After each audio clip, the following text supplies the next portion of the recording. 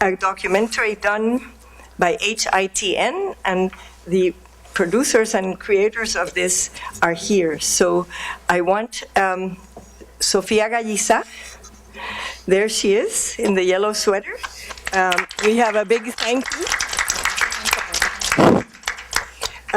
And Carlos Torres was editor, and Lalo Molina the camera.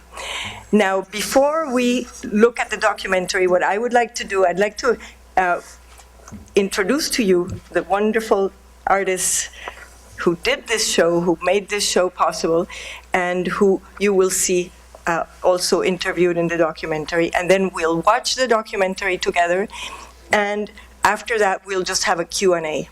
I might have executive privilege and ask one question of each artist. But to my immediate left, Juan Sanchez, who needs no introduction, one of the great artists in this city. Actually, all of them are. What was exciting to me about this is that I got to work again with 5 artists directly. I had not been a curator for a while, I have to tell you. And it was the most wonderful thing to be back as a curator. Back where I belong, I should say. And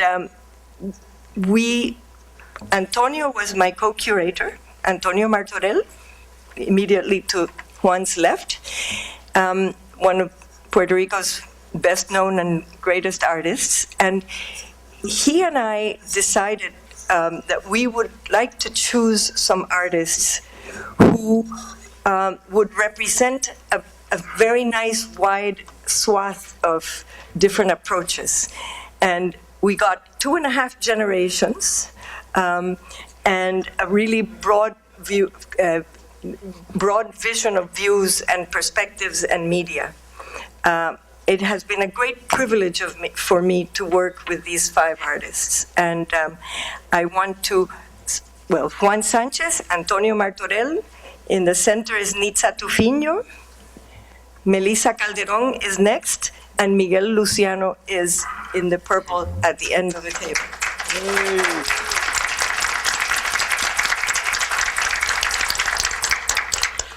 The premise of the exhibition was that this brand new building where you find yourselves is now the home of the CENTRO, Center for Puerto Rican Studies at Hunter College, Centro de Estudios Puertorriqueños. It is one of the great treasures of the city, and the place where, if you are interested in the greatness of this city and how it was built by different peoples and different immigrants, and you are interested in the Puerto Rican migration to this city, that is the place to go.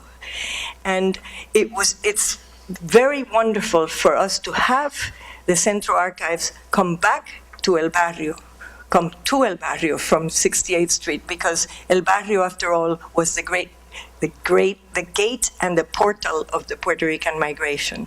So this show it was very exciting for us and for me to be invited to curate a show that would inaugurate this gallery here at the Centro. And of course, we thought, what better thing than to take 5 fantastic artists, thoughtful, intelligent, sensitive artists who have always cared about their roots and about social justice. All 5 of them have always had a career that is built around that. They span 2.5 generations. Some of them I knew very well, some I didn't, and it's been a great pleasure. So right now, what we're going to do, I hope that this will elucidate, sorry, I did not finish. The premise was that they would then be turned loose in the archives of the Center for Puerto Rican Studies, and find some source material there that would elucidate something that interested them, and then create a dialogue with a work of their own. So that was the premise of the show. And we knew that it was going to be fantastic because we had good artists and we have a good archive, so how could it go wrong? And before I say anything else, we are here, also have the pleasure of having the director of the Center for Puerto Rican Studies, Edwin Melendez, there. And we also have with us the great archivist, Pedro Juan Hernandez, who was very important part of the process, as you will see. So without further ado, let's watch the video and then there'll be a lot more to talk. I want to open it now to Q&A, but I had one question for each of you. As far as I was concerned, this was an important process for me, and I learned all over again how important artists are to society, how they always teach us how to look at the world in a new way.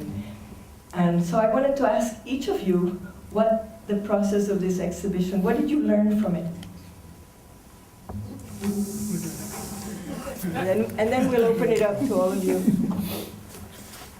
Well, art is always a way to knowledge. Art is not only ornamentation or a consumer product or a pastime. Art at its best is always an adventure. It's a way of acquiring knowledge about yourself and about the others. It is dangerous terrain, thank God.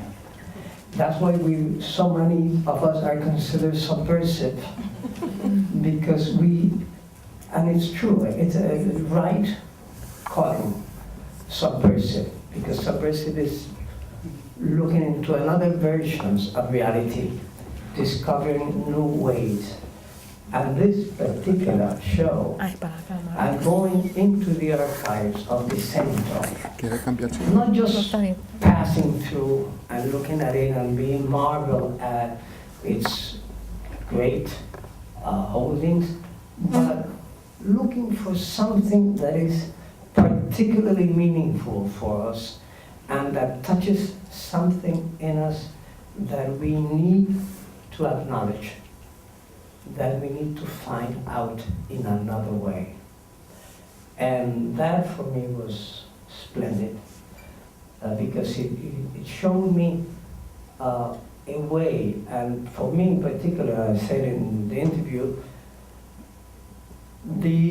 really the best way I could deal with that was, since I am a Puerto Rican born and raised in Puerto Rico, although I have lived many times in the United States, and very much akin to our population here, I don't feel really authorized to speak for my people here. I feel that I'm more authentic if I revert to my vision from over there.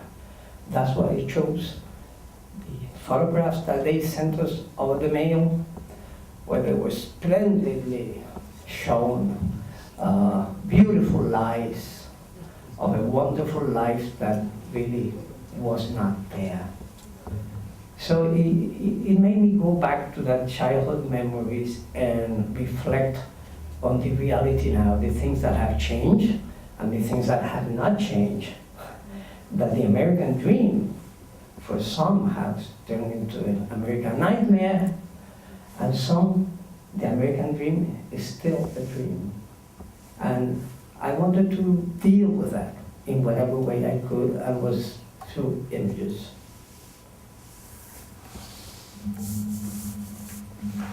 I think what I've learned, and it's something that, I mean, I always knew, because I have come to the Centro's archive from time to time just to look for things, but I think this particular project made me really focus and come to a realization of the richness of that archive.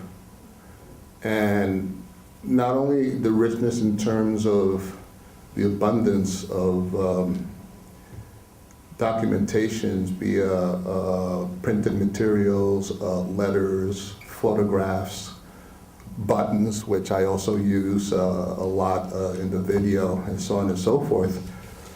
But it also reaffirmed and made me realize that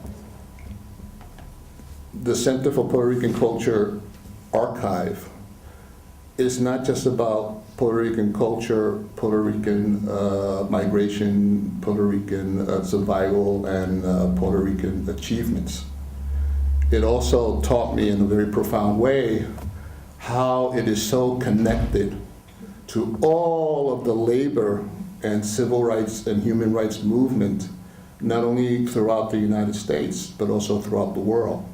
And that's what influenced me to take the video into a different direction, where I was interconnecting without being committed to some kind of a chronological order, but more, as I stated in the video, like a stream of consciousness, where I kept remembering many things that I went through as a child and as an adult, and the assassination of John F. Kennedy and Malcolm X, and then Pedro Albizu Campos, and it's just making all those kinds of connection where the Puerto Rican experience is a human experience, therefore it's a universal, it's an international experience.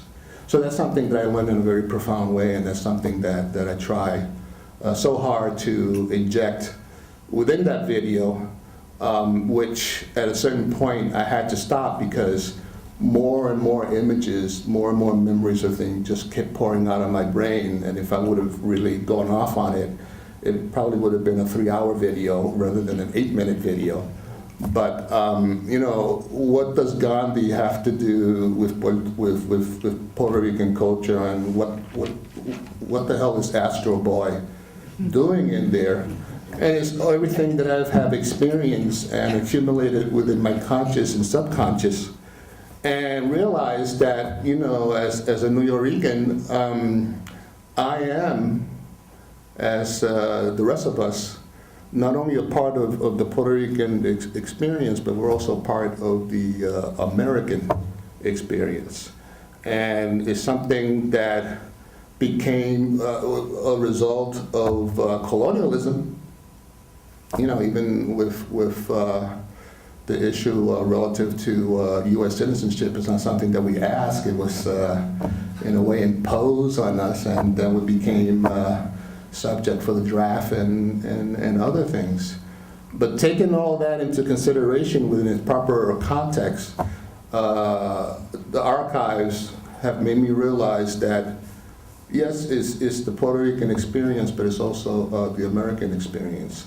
And that's why it was important for me to connect with Asian American, Native American, African American, Mexican American, and other struggles relative to South Africa, Central America, on and on and on. Another thing that I've learned is that this project actually, what made this project very fascinating to me is that it kind of emphasized that this is a project of collaboration. We were invited to use the archive and create a piece, but that invitation necessitated collaborating with el CENTRO. And Pedro Juan, the senior archivist, was one of the collaborators among other people. And I realized that each and every one of us have gone through other types of collaboration within our particular project. Of course, I had to work with an editor, with a former graduate student of mine, Zachary Fabry, who is an artist in his own right, a performance artist, a video artist. But he worked with me in editing the video and digitalizing the images and so on and so forth. And then I had to call in the service of a dear friend, a Cuban percussionist composer by the name of Pedro Juan Hernandez. And he did the soundscape, and then there are other peoples in between that I kept calling and asking for their services and things like that. So the video piece, there were just a number of people involved with this, and it seems to me that each one of us in the show had to recruit other energies to feed into this thing that we wanted to create. So what does that mean? That means that the project, in every sense of the word, every inch of the exhibition, was a collaborative process. And that's what labor is. It's collaboration, whether it's volunteered or not. It's a process which demands the work, the labor of so many people in order to manifest a product or a society or whatever. So I think that the notion of labor and collaboration, especially when it's the kind of collaboration where we're all sharing a particular purpose, even if it's under the leadership of a particular vision, I think that's something that I learned so much about. And there are so much more, but I think that those are two very vital points that I felt was necessary to express. At the same time, I'm very humbly grateful to be part of this project, to work with Susana Leval, who is someone that I esteem very much. And we go back some years, and we've seen how each of us have evolved in so many different interesting ways. And of course, in Maestro, Antonio Martorell was someone that I was looking at very fiercely among other Puerto Rican artists when I was a frustrated African Puerto Rican young art student. And then Nitza, of course, is someone that has been in my life for a long time, but I met Nitza before I even met her father, who was also very influential, important Puerto Rican artist. And then we have, the younger generations. I think that you make the generation and a half. I don't know where the half point cuts, but to see younger artists that, in a way, they're following your own path, but with a different language, with a different dynamic, certainly gave me a lot of hope that the baton is constantly being passed on, and that this creative process with that consciousness continues. So I'm just very happy, and of course the documentary I thought was an incredible piece of work, considering the hours of video footage that may have been left on the editing floor. But I was imagining the challenge that they had to put something together, and this is really a beautiful piece, so I congratulate you.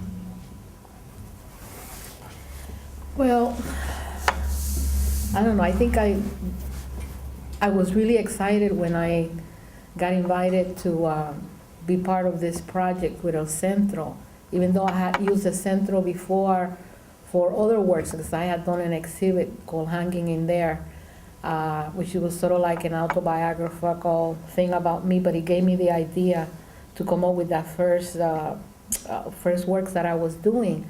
But also about my life, I've been very fortunate. This is fortunate for me too. I take the bad that is also good and the good that is also good. And everything that happens to you in life, whether it's bad or good, is great, because it's a challenge and you have to work on yourself and you become better and you become more human, and it's about humanity.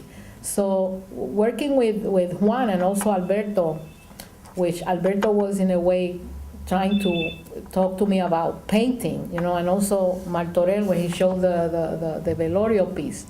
And I decided to go that way because I was been working for a while in that. It's kind of like very, very exciting, and all of a sudden I see myself here, and I see myself with a maestro, Martorell, which I met Martorell when I was about 10 years old, right? I was 12. So, I'm here, God, I'm going to be, even though we see each other, Juan and all these artists, I was like, I'm going to be with Martorell, and when he showed Velorio, I said, okay, I want to go that way. And my life, since I was born, because I was born in Mexico, my mother was Mexican. She lived here on 116th Street. The people used to call her Mexico, If she only knew now today that we have so many Mexicans, tortilleras and Mexican food around, and you got the Texan, with the music and all of that. So it goes to show you that you got to be ready for change. Change is inevitable, no? You just got to be ready for it. And things are always constant. Past, future, they come into the present, and you have to work with it, and it's in your life. So it's about humanity. And when I started looking at the stuff that Juan was showing me in the center, I said, oh God, this is so much stuff, how can I really compact it? And it turns, the most important things for us is family, for everybody is family. I was even shocked, because you have to listen, once you do I did the painting, you got to listen to what the effects that the painting has on other people and what they say. And the first man who I invited, he's a Korean framer who does the framing for me. And he saw the painting, and I thought maybe he wasn't going to want to do it because it was going to be too costly. So he says to me, no way, I want to do this.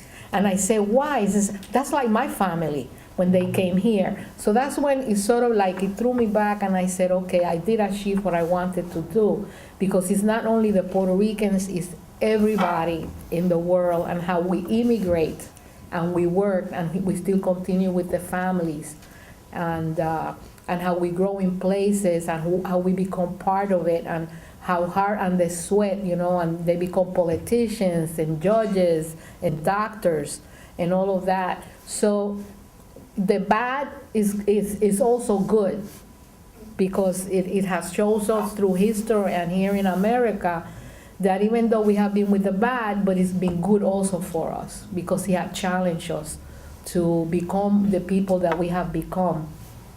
And then that sort of geared me up to for my work, to be more responsible as an artist of, what I want to say and what I take out there like a sponge, and what I come out with it, that it's got to be more meaningful, so that it means something to other people when they look at it or they get with it. So it's sort of not so much for granted, like art for art's sake, which is also good, art for art's sake is also good, but to gear me that way, and that, really to really work at it and to bring that excellence out, which you always have to work on it. It doesn't matter how your age, or whatever.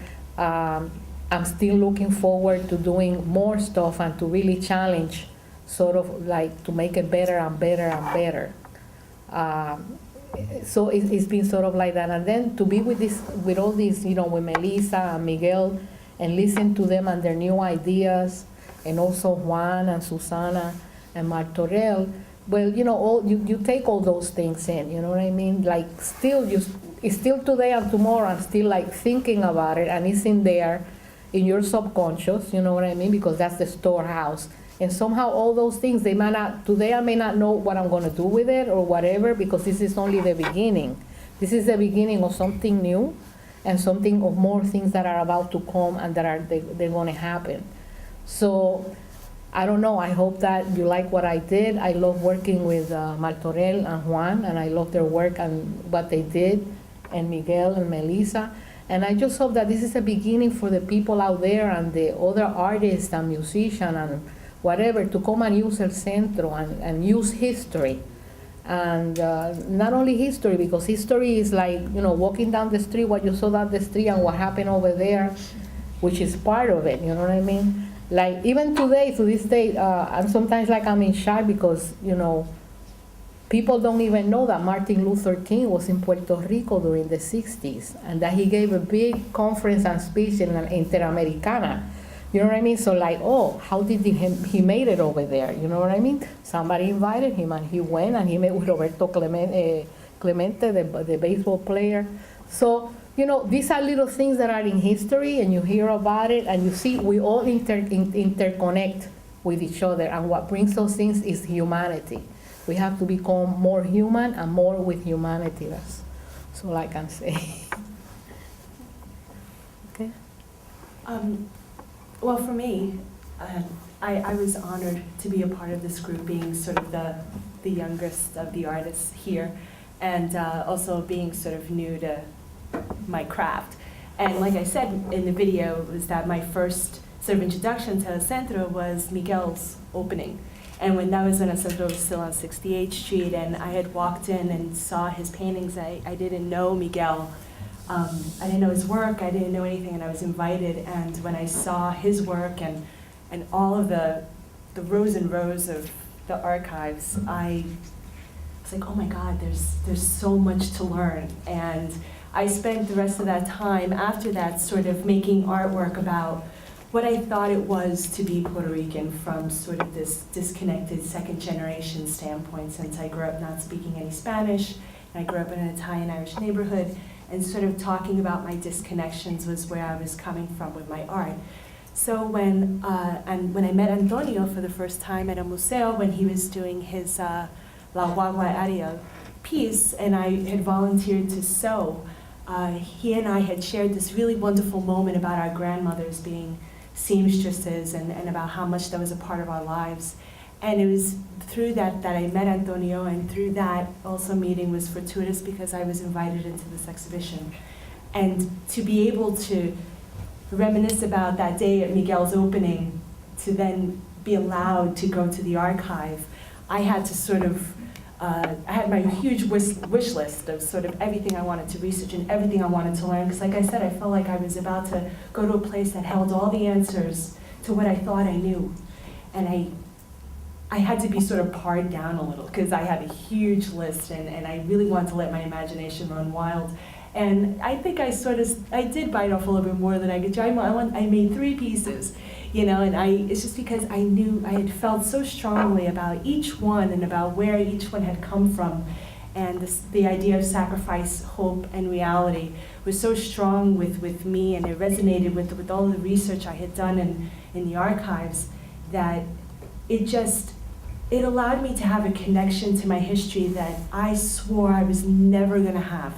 You know, I was learning about Puerto Rican art history on my own, Latin American history, like art history on my own. I was doing this all sort of, you know, after school. They don't teach these things in art history. I didn't learn any of this. So sort of my self-education and having the supplement of a CENTRO that had all of the knowledge I had wanted, and also having these 5 amazing artists and visionaries here with me and sort of listening to them, and also being fans of their work as I was growing into my work, and it was a wholly encompassing experience that changed the trajectory of my work. And I think that my work has gotten to a very different place now because of this exhibition. And I am so proud of that. It has given me a whole new vision, and I know that I want to continue in the path that I've been going. And the archive did that for me in a way that I never knew. Before last summer, I hadn't been to Puerto Rico in 17 years. And to go back and not to visit family, which was another horrible thing, but to just enjoy the island. I mean, when you go to Puerto Rico, you have to visit the family, but I decided I wasn't going to do that, and I just got in a car and I visited the island, and then coming back from that and having the experience of working for the year on this process, I feel like I became Puerto Rican all over again, like I was a born-again Puerto Rican. And I hope that that's what the second and third and fourth generations can do with the archives, because if I could feel it this way, where I never thought I was going to feel it, I know that with access that we could, and more donations to the archive, that it could be as enriching to others as it was to me. So. Okay. That's great. I want to say thanks for referencing that exhibition in CENTRO, because that was in your kind words. That exhibition at CENTRO was based on these old advertisements from Louisiana that advertised Puerto Rican sweet potatoes and yams.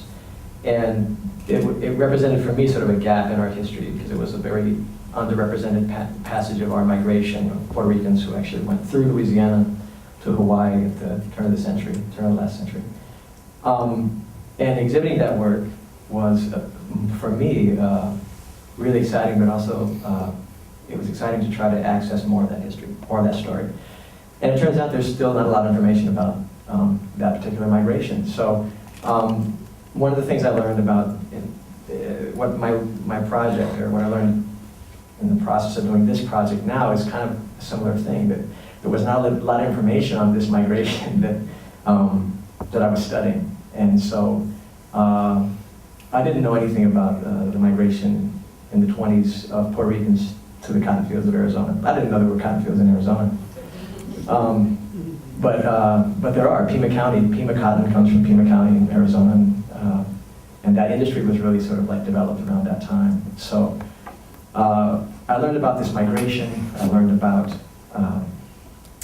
the significance of the protests that happened during that migration, the significance of that protest in sort of Arizona's own state history in terms of the labor history there. And then the significance of what this means for our own history and how it leads to the Mendez case and the story of Felicita Mendez and all the things that I talked about in the film. It's a really powerful piece of civil rights history, and it's a powerful piece of Puerto Rican history that I felt, I couldn't believe I didn't know the story before, and that it's not popular knowledge. So, because it's so powerful. So for me, that was the most significant thing that I learned, was really all of these stories, and my objective in creating the art was to try to tell that story in a way that was, how do you seduce viewers into a story about your history? And so for me, the bike was the way I decided to do that. And it's like candy in the window, you know? And hopefully, you know, for me, that's kind of a strategy of inviting people in to see one thing, and then when they get there, realize that there's something else happening. History is kind of being remixed throughout that piece. So yeah, I learned a lot of things, but you know, in a very direct way, I learned a lot more about the nuances of our history and of our migration. And I think everybody should know these stories. So, yes. When we were watching the film here, Miguel said to me, you saw that one of them says coordinating meeting, and Miguel said to me, that seems so long ago.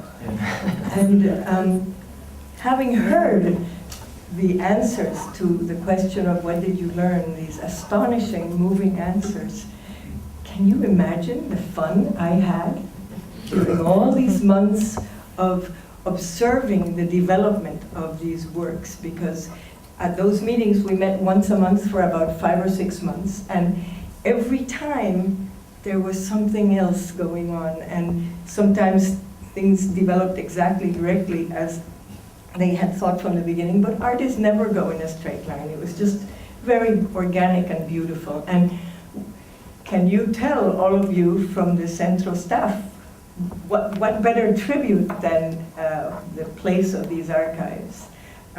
So very exciting. It was just one of what I learned was how much I love and admire good artists, and to work with them was a privilege.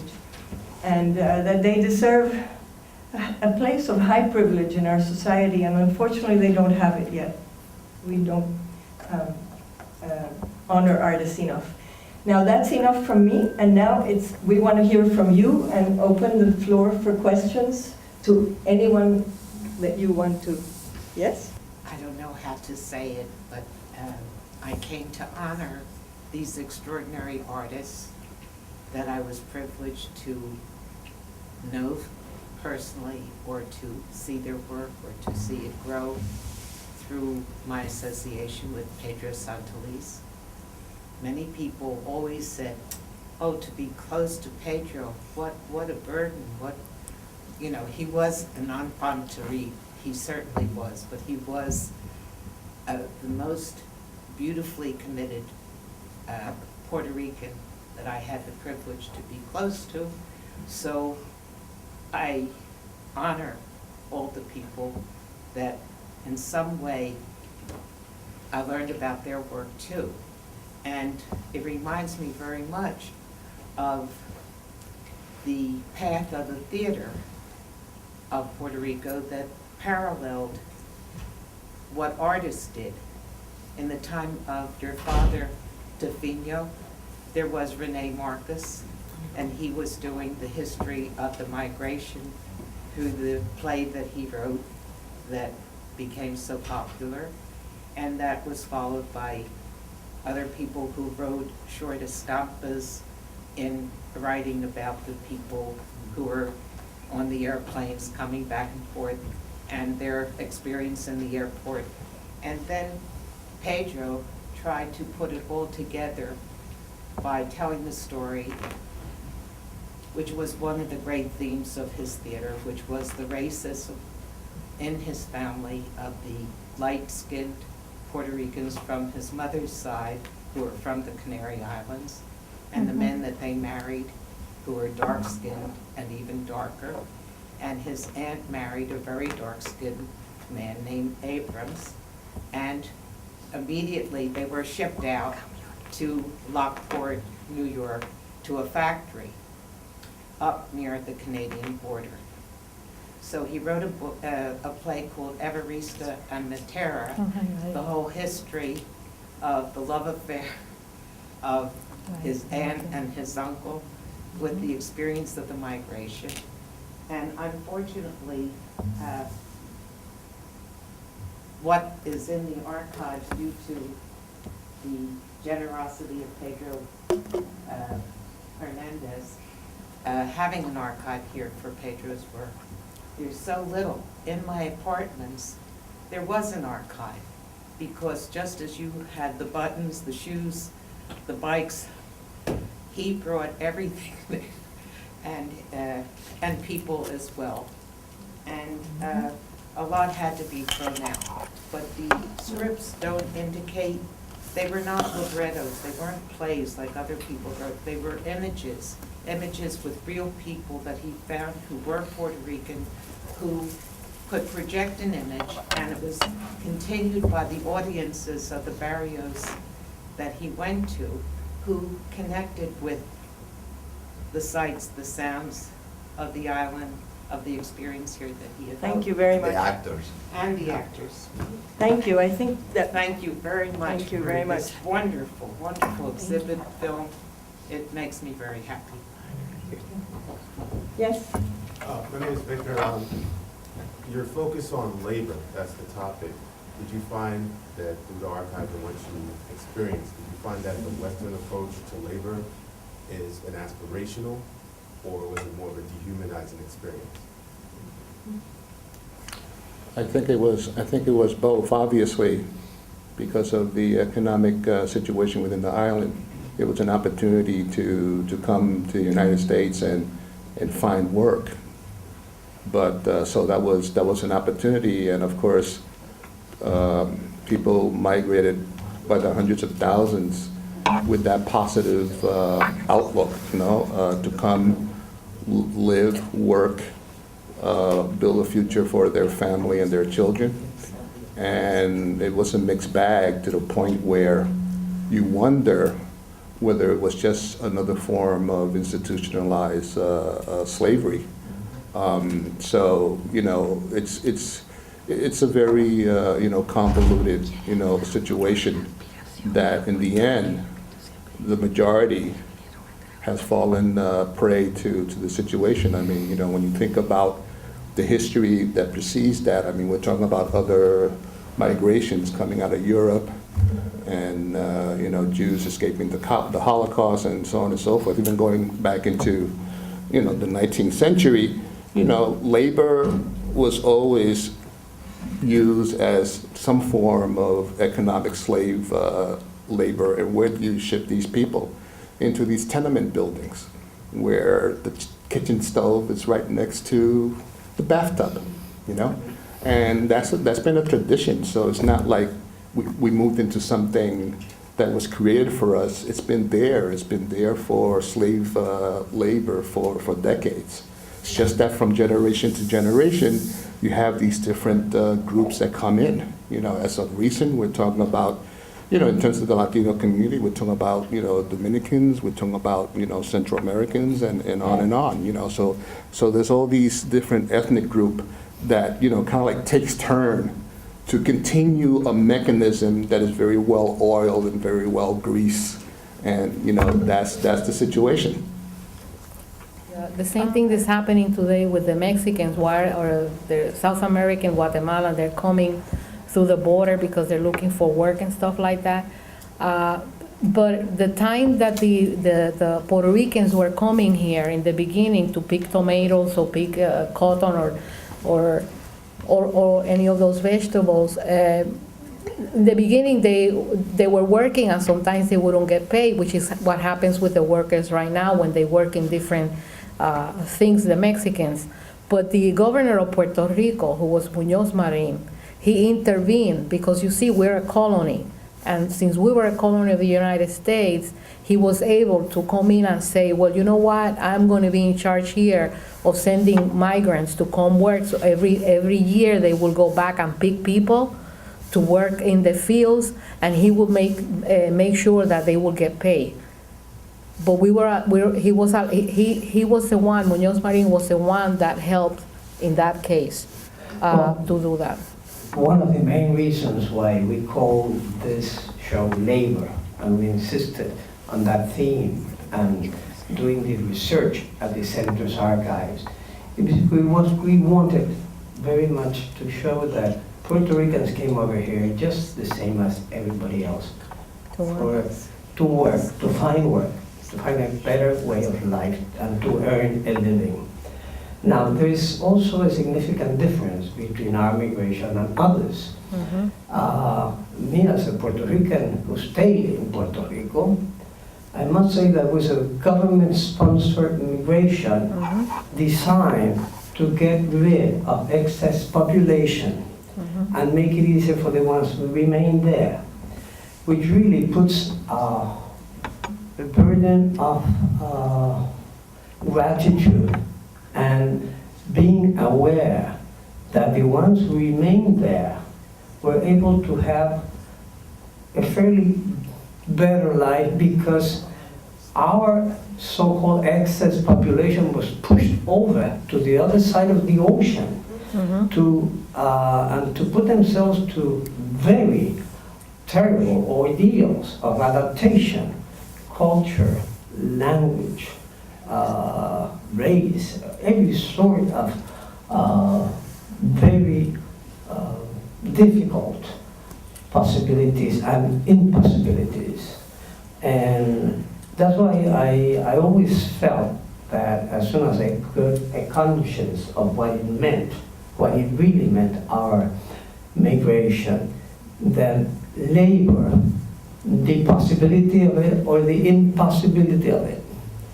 And now that's very much in the times because unemployment is rife here as well as over there, that it was important to point out labor because also many times it was pointed out that Puerto Ricans here were idle, dependent, welfare and all that. Well, that came afterwards. Mm-hmm. And that was not caused by Puerto Ricans, that was a whole process. I mean, we came here to work, and people still come here to work from different countries. And it also happens now in Puerto Rico. We have Dominicans who come in to work, and they face a lot of the same problems that we faced here. Because it's a never-ending story of misunderstanding and upmanship that is really a disgrace. Miguel, you I'll just say briefly that in the case of the Mendez story, you have both scenarios. You have a very dehumanizing experience in the initial migration of Felicita Mendez and her family when they first arrived to Arizona, for example, where they're forced to live in houses without plumbing and electricity, essentially. And they refused, and they immediately rebelled and protested. And they were able to achieve some better treatment, essentially. It was short-lived, but they demanded it, and part of the reason they demanded it was because they were citizens and they knew that they had rights. And that's also a significant difference in our circumstance in terms of our migration. But it was a completely dehumanizing experience. their family then becomes a real success story in the end, because they went from working on the farm to owning the farm, essentially, in Orange County. So when she comes of age, Felicia's a little girl at the time, and her family's the one that are protesting.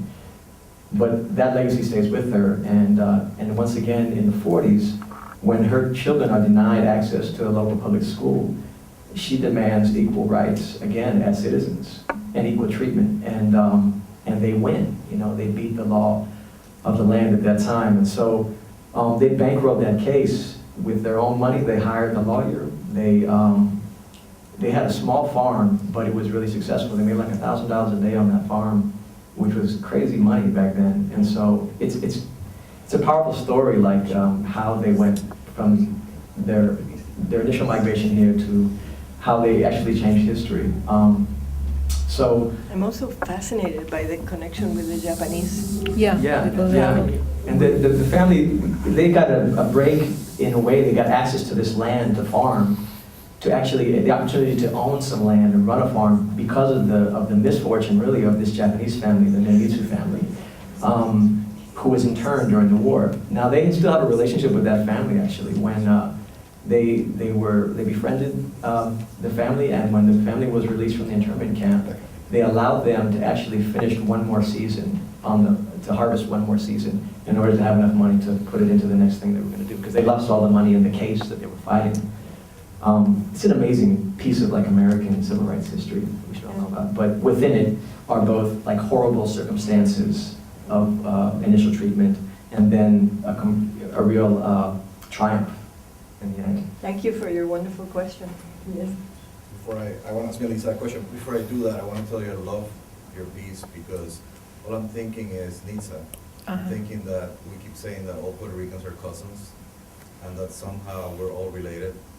And I think, I mean, even though you can say it, I got a sense that there's a bit of that there, that there's one way or the other will find a connection, right? So I'm dying to see it. I'm going to go upstairs and see it. But Melissa, I want to ask you a question. Just like the operation, there are many other incidents. Some are well known, some are just starting to surface. Is this something that interests you, to look at other things similar to La Operación and other things, that experiments that happen in Puerto Rico? And have you seen some more of them? Is this going to be part of your work? I think it will eventually become a part of my work. That film really changed my perspective. I mean, like I said, I literally stood up and was looking for somebody to sort of argue with, and just sort of like, can you verify that I just listened to this man say this about women? I mean, it was changing, and I think the filmmaker was a woman also. Right? I'm sorry? The filmmaker was a woman. Yes, it was a woman, and it was just, I think that it's just set off a lot of things inside me. I had sort of making work that's sort of about women and choices is not new to me. I've made other work that's similar, but it always runs that vein, and La Operación was definitely along the lines of choice. And I know that there are many other things, but like I said, I'm just excited that I have a whole new place that I can go and research. So I'm sure that there will be more.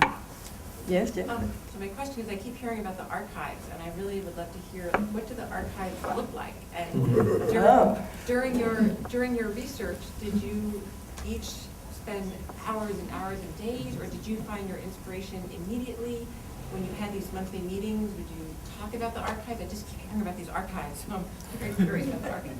Well, the three directors are right behind you, so I don't know if they want a first crack at it, and then you add to the artists. I think the best way to answer that question is to open the archives after this event. Excellent.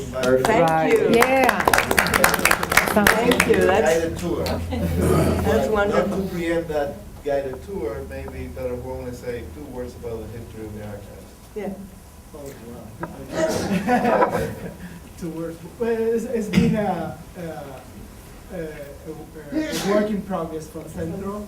Started as a project from the researchers that went out to look for the history that people were saying there was no history of Puerto Ricans here. And since then, this project has been growing and growing, and now we have the archives of the Puerto Rican diaspora. It's next to the gallery, so if you don't have the opportunity to see it tonight, you can come anytime during the weekdays, 9 to 6, we'll love to have you and welcome you and show the space and the wonderful collections that we have. What are 2 words? I asked Alberto to say 2 words about the 100 Puerto Rican. I was gonna say, well, the archives basically are donations of the people are very generous. They give us the rights of the work and they give us a collection for free. I mean, we are very grateful about that. And they want to share the history, and we want to now, Evan's asking you to pitch in. We have an initiative called 100 Puerto Ricans. We're looking for 100 Puerto Ricans to target, to invite them to CENTRO, to share their experience with them, with us, and with the community at large, to take them oral histories, and of course, we want to see if it's possible for them to donate some of their papers or their collection. And we're looking for people in different areas. We have different gaps, people in religion, science, environmental sciences, etc. So we want to attract more people, spread the word. This exhibit, for example, it's a beautiful example of how you can turn your own archives into something, bigger than life. This is art. So we're very happy. You can come upstairs. We'll be more than happy to show you. We have now a wall of heroes. These are the first, how many are there? 24? Yeah. The first 24 donations that we got pictures of, and I'll introduce them to you. Jennifer Callahan is a documentary filmmaker. I will ask my 2 colleagues, Mariluz Hoyos, who's the new curator of the Hunter Gallery here in this building, and Pedro Juan to introduce the follow-up exhibition to labor. I mean, this is a big, tall order to follow, but maybe you can say 2 words about what's coming next, which is also about the archives, by the way. It's the flagship of CENTRO. We celebrate it. There's no better celebration of what we have than what you have said tonight. And the way that we foster more understanding of our history and our legacy. But there is more to come, and if you can say 2 words about that, I appreciate it. We're really happy. We're working right now on a proposal that the CENTRO presented for an exhibition of photographs by Luis Rostam. And Pedro Juan, you got a lot of practice yesterday, so perhaps you can introduce a little bit more of the importance of her work, and then the importance of the treasure that CENTRO has. You want to describe quick? Yes. This is another project that CENTRO has been collaborating. In this case, we got an art history professor who came to the archives, and she wanted to look at the photographs of Luis Rostam, who was an American photographer that went to Puerto Rico in the years of 1945 to 1949. She worked for the Puerto Rican government, documenting the living experience of Puerto Ricans. So she, together with Jack Delano, Jacques Rotti, and her own husband, they built these amazing archives of the Puerto Rican living conditions in that time period. Yeah. And Laura Katzman did a retrospective on Luis Rostam that was presented in the American University Art Center. And half of that exhibit include photos from the archives. And we were trying to figure out, and Edwin was lobbying that we should present the photos that belong to the CENTRO archives and to share with the New York audiences. And fortunately, that lobbying paid, and we were invited to present the proposal. Thanks to Mariluz Hoyos, that she guided us through the process. Last Friday, we were able to present, and the council that runs the archives approved that the next show that is coming on May and June, we will present part of that show that are in the archives. So we are extending an invitation for you to come, and there's another collaboration, and we are very excited. Tell the title of the show. It's featuring, I'm sorry. It's under the American, Puerto Rico? Puerto Rico under the American flag. Yes. It was 1947 to 49, beautiful photographs, absolutely glorious, of a time that was extraordinarily. The great migration of the 50s.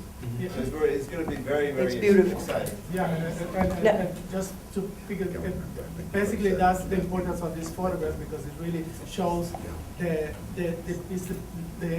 time period that precedes the Puerto Rican migration. So it's the conditions that made the migration but necessary. I have to say one last word about this, which is to say that this exhibit has opened so many doors for us. This is a first-rated exhibit. It has brought a lot of people to collaborate with us. We have to be thankful to Dennis and to so many supporters who financially supported this, to HITN who did the thing, the video. And I have to tell you that what you have done for us has no price. And we want to thank you for that. Well, in her interview, Nitza said the Centro is a joyita, a jewel that we have to preserve. So we all started from that premise. Now we just have a few more minutes of questions. So. Yeah, I'm interested in finding out, because there's a current in all you guys' work. Like, it's being a current in the history of Puerto Rican artists to sort of predict what the future has to do. And I'm interested to find out if the center is planning something in terms of bringing the youth, the Puerto Rican youth or the Latino youth, to establish some sort of connection with the center and produce, you know, that kind of current. I see it. Thank you. I'm so delighted. Sanchez work and the others as well. I am thrilled that you have asked this question, because we have every one of these artists not only did their work, but they committed themselves to do community programs. The Centro funded these programs very, very generously, and Dennis Rivera also contributed to the fees for the artists. Now, let me tell you that also Miguel Luciano volunteered to coordinate all these programs. This is the last one of them. It's been a huge investment of time.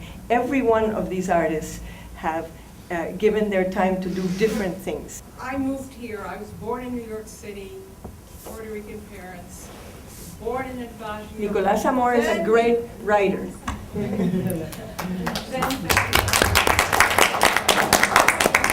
Say that I really am glad to have a moment to talk, that living all over the place, I decided 11 years that I wanted to come home. And I wanted to come home, which meant East Harlem and Barrio, before it disappeared.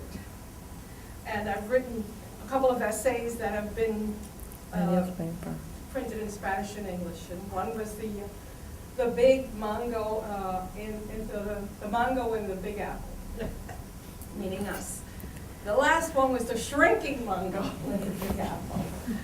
And I bring this up because I remember, in fact, I remember going to a small colmado with my friend Toño and smelling the colmado, was about 30 years ago or something, and saying, this smells just like my neighborhood in New York. You know, because for me, the neighborhood I had was so Puerto Rican. The food, the language, the music. And I've really enjoyed the 11 years I've had here. I live on 108th Street, but I see it's all going again. And I see less of us there daily. I see, you know, like the Fonda Boricua, that's gone, and just the I love the fact that we're sharing with the Mexicans because they're coming with their babies, and but I just see it disappearing. It's like something like a crescendo. It looks like it's never going to happen, and then you blink and I'm just wondering, where is our home going to be in New York? For me as a New Yorican, is that the end of it? Is that the end of it? Oh boy, who wants to take this one on? It's something I've been thinking about, and I'm thinking of writing another essay, but I may have to write another book. It's just so unexpected, even though I knew it was happening. But it's the cycle. How do you feel about this? Because you may live in different neighborhoods, you know. Okay, so I remember when my family moved to Brownsville in Brooklyn. At the time that we moved into that community, it was very strong Jewish. I think there was a bit of an Italian community, and there was just an influx of Puerto Ricans and African Americans moving in, and then Brownville became that. And what has become of the people that was occupying Brownville at the time? I think it's an interesting phenomena, because from generation to generation, there's always the question of expansion.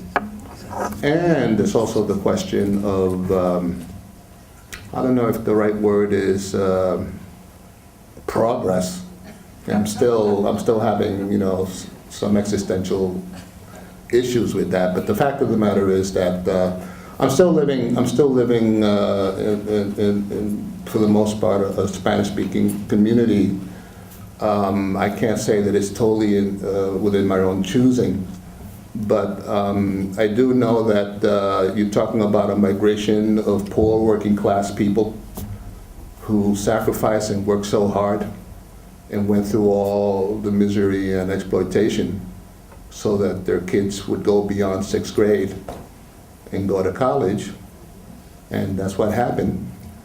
And they moved on. And we could always romanticize the ghetto. That's our culture, the hood. There's a romanticism with that, and it's something that I don't want to let go.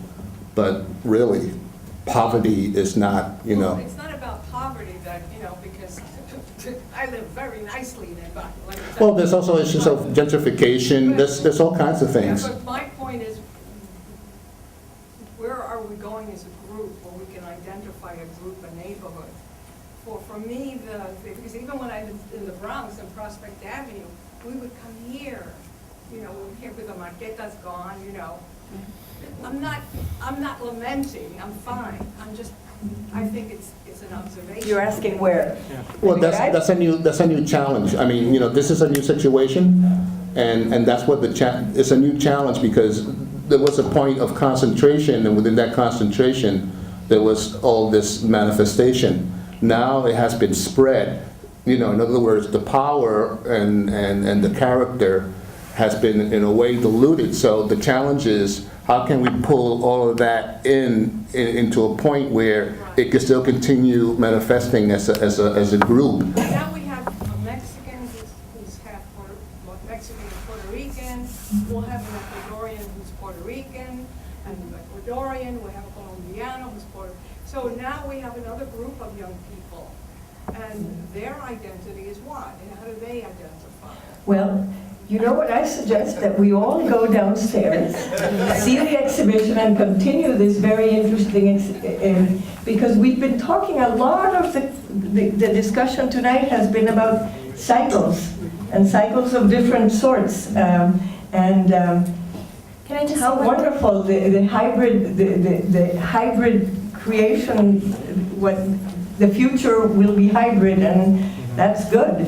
I was going to say just one thing quickly, is that if we take the archive as the center, I think that if we make the archive the center and add to it as Puerto Ricans and make it a place, it will always be in a barrio. It's in a barrio now. If you make it the place where Puerto Ricans can come to identify, then anything that's around it, no matter what change, that will always be a constant.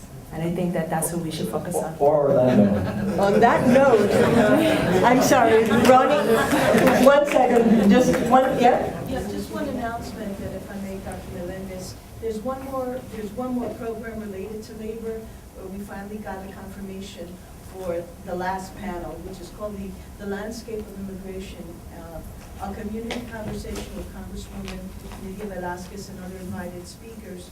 And this it was inspired by Nitza's painting. And that's going to take place here in the Conservatorium March 13th from 5 to 7 in the Oh, wow, Terrific. That's great. Yeah. Okay, thank you, Ronnie. And for your coordinating. Genius. Now, before you all leave, I have a couple more announcements and my profound thanks to all of these wonderful artists. Thank you. Antonio, Juan, I want to thank the CENTRO staff, who you have gotten to know this evening. Thank you very much. Alberto, Pedro, Juan, Edwin, Sofia, that wonderful work. Thank you very much. HITN and video. And I want to thank the huge coordinating team who has helped put all these public programs together. Evelyn Collazo. Yeah, Evelyn.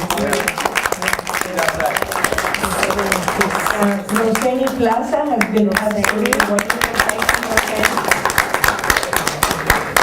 Mariluz, wonderful to have you on board as the curator, as a very professional curator of the gallery. And again, a special thanks to Miguel for coordinating all the community programs. So now, the gallery is open till 8 p.m. And there's also a delicious dinner waiting for you if you would like to partake. And let's all go downstairs.